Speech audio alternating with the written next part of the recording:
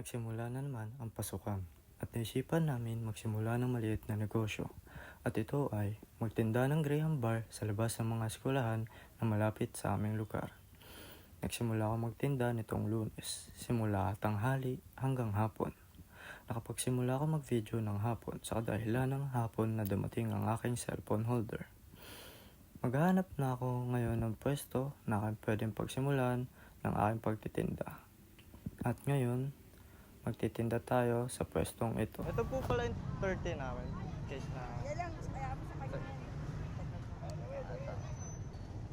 Pabilang na. Thank you po. 220. Ay, 220. 130.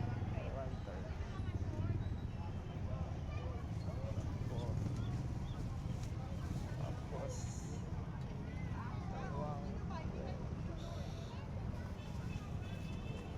So yan ay 60 and 40. May 20 po saka 30. Lang po.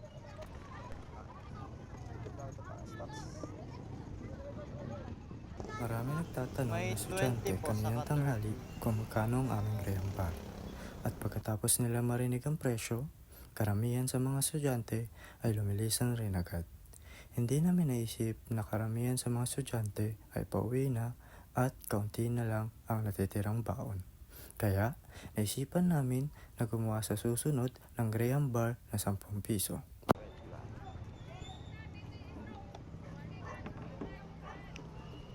Hala, hindi na lang ang Graham Bars ko.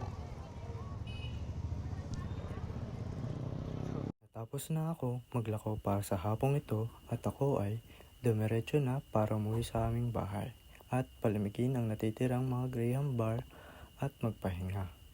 Dahil bala ko pa sana maglako ng Graham Bar para sa high school. Ngunit sa kasamaang palad, ang inaakala kong alas 7 ng gabi na uwian ng high school ay 6:45 pala ng hapon. Kaya hindi na ako nakapagtinda noong gabing iyon. Kung gusto nyo subaybayan ang aking pagtitinda ng Graham Bar, maaari kayong mag-like at follow. Salamat sa panonood.